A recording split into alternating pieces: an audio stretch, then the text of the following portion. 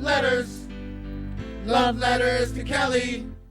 Dear Kellie, you are the love expert. I am. My husband and I have been happily married for 3 years, together for 9. We started dating in high school. Recently, my husband went on a guy's trip with a few buddies from college, and they apparently discussed their laundry habits with their respective spouses. Now, this doesn't bother me, Kellie, because I know my husband wouldn't share anything I wouldn't be okay with, those guys knowing about our relationship. But what bothers me is that I cannot stop comparing our laundry habits to theirs. I know, I probably shouldn't have asked what they said in the first place, but I wasn't too nosy. My husband and I do laundry 3 to 4 times a week, and we mix it up. But my husband says that he's happy with our relationship and not bored. But after hearing what the others do, it makes me think that we're not adventurous at all. And it makes me wonder if he wishes we did more adventurous stuff. I know that a big part of enjoying laundry is being confident and comfortable with yourself, which is something that I struggle with. My questions are, how do I stop comparing our laundry habits to theirs? And how do you recommend increasing your confidence, especially in the bedroom? Your Southern Jesus-loving, red-headed sister. All right, here's the thing about men. They lie. They exaggerate. Embellish. They embellish for the sake of a good story. And they're trying to one-up each other. So you don't think JC and Kenzie are doing it 3 times a day, every day? Every day. I'm just saying, you have to understand when men get in a group, it's all about, No. I drove to Houston in 2 hours and 15 minutes. I drove to Houston in 2 hours and 13 minutes. You know, they all one-up each other. So there's probably a lot of exaggeration going on. So that just take that with all those stories with a grain of salt, number one. Number two, if you think he wants more adventure, then be more adventurous. Try it. See what happens. If he doesn't complain and acts like he enjoys it, great. But if not, why create problems where there are none? Right. You're the one that asked. He told you the story. He's not coming home with some new toy or gadget that his friends talked about, is he? That's up to you if you want to try to spice things up. There's nothing wrong with spicing things up every once in a while if that's what you want to do. But, man, if you're getting it 3 times a week, girl. Yeah, you're doing good. You're lucky. Yeah, you're doing Good job, girl. Great. 3 to 4, Kellie. There's a lot of married couples are like 3 times a week. And I think girls have these conversations as well. Don't you guys do this I'm at sure. brunch and Not, stuff? well, a little Yeah, bit, but yeah. not in such a competitive manner like y'all. not like that. Because Like like I they do said, it, men brag and they like to show, and that's just a different I don't thing. think we're trying to. Yeah, we do one up each other. Yeah, you do. Or it's more like, do you do this? Do you guys try that? Yeah. And women probably, I don't know, not a woman, probably do it in like the complainer. You know what I'm saying? Like It's more we don't about, get yeah, to, we I don't- would say we don't that's do it. true. We don't do it, I would but- say that's true. Or have you guys ever type stuff? They do never have I ever type Right. conversations. So, Yeah. if you stop comparing yourself to others because they're not in the bedroom watching you and you're not in there watching them, and they were probably all lying. And your man's happy. And there's no telling what your man told him you do. They might all be jealous of you. Yeah, Right. You might get a couple looks next time you Right? guys have a hangout. Like, yo, And is it- what's up? Comparison is the thief of joy. Exactly. Don't Those compare. men probably went home and said, "Did you know that Bob and his wife do it 3 times a week?" "Well, what did you say we did?" "I said we did it 5 times a week. I didn't want it to look bad." That's the kind of stuff that's happening. You're right. It's true. Kellie, a follow-up on the text here. What married couple does that 3 to 4 times a week? Kellie, what's wrong if I only get 2 to 3 times per month?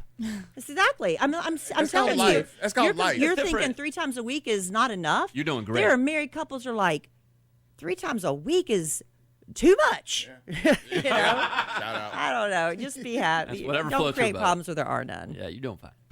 Love letters.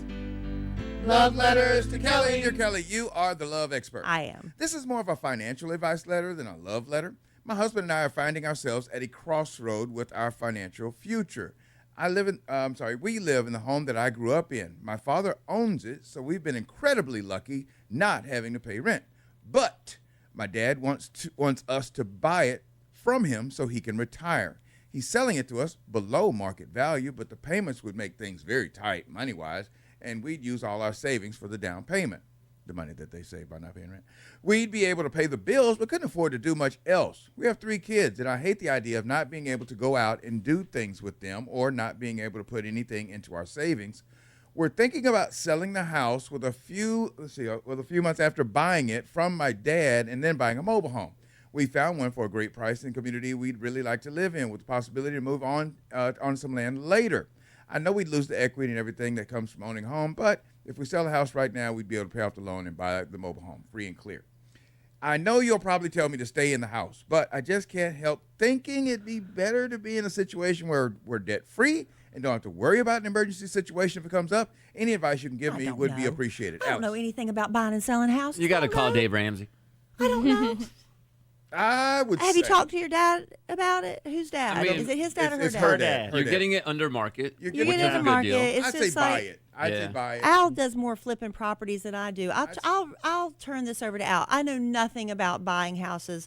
All I know is that we refinanced and got a better rate, and now it's okay. I'd say buy I it. don't know. The money that you've already saved up is money that you were able to save because you weren't paying rent. And Yeah. if you're putting it in the house as a down payment, you're saying it's it's your savings, Yeah, but you're basically savings. storing it for yourself. So it's not like you're losing it, and you're getting it under market. And your daddy could just turn around and sell it out from under. Right. He could if he wanted to, and you would get nothing. Also, And she's you- worried about what she can do in her free time when her dad is like wanting to retire, He wants to and retire do and things live with the his rest free of his time. life. Investments are planning for the future, and that's there you what go. you're doing. Yes. Thank y'all for answering Yeah. that because my head started to explode. And if you get in trouble, you can always sell it.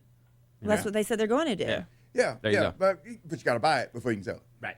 But under market, that's a good deal. Yeah. Anytime you can get anything under market, I suggest buy buying. I it. suggest buying it. Buy it. Thank y'all There you because go. I did not know what to say. If You're you get- welcome. And then refi later if you get a bad, Yeah, whatever. Love letters.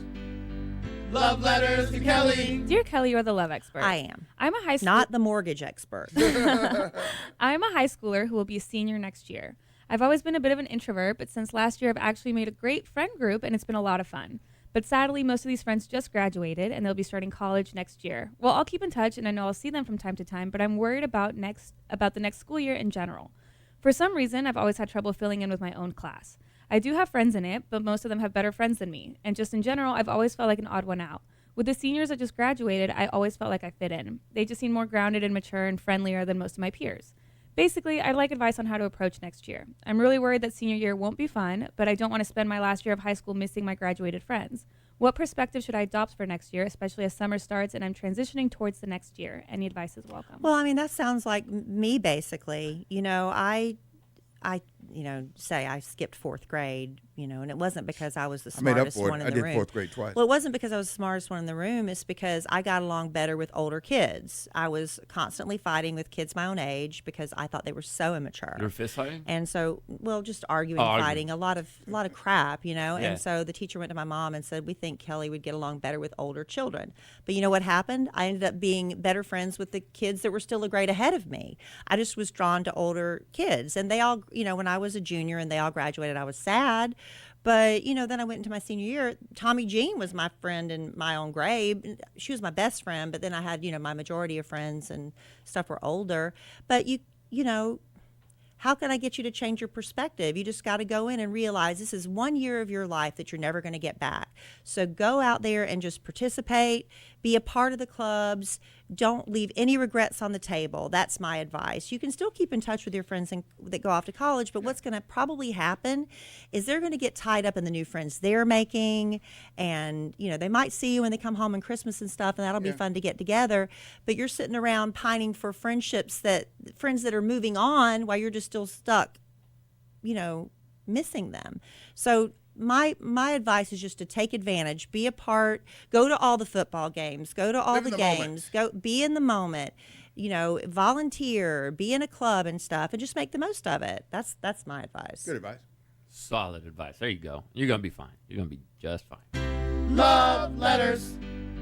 Love letters to Kellie. Dear Kellie, you are the love expert. I am. I'm a single mom. I've been single for about 4 years now. I was married twice before. First husband was the father of my children. My marriage was awful and abusive, so much so that he lost custody of his children shortly after the divorce. I married again, and it was great until it wasn't. Like I have said, I have been single for 4 years. I've been dating for these 4 years, and nothing has panned out for me. I have currently been seeing a therapist, and she told me that I'm looking for something that I won't find. I'm a bit picky, and that I need to just let it happen and just be open, even if there's a little ick that would normally chase me away. Well, I met this man. He's sweet as pie, but because of the past relationships, I automatically think that he is up to something when he's doing nice things for me. I'm smitten with this guy, but how can I stop from always looking for a fault of his? I can't make you stop doing that. That's something you've got to stop doing on your own.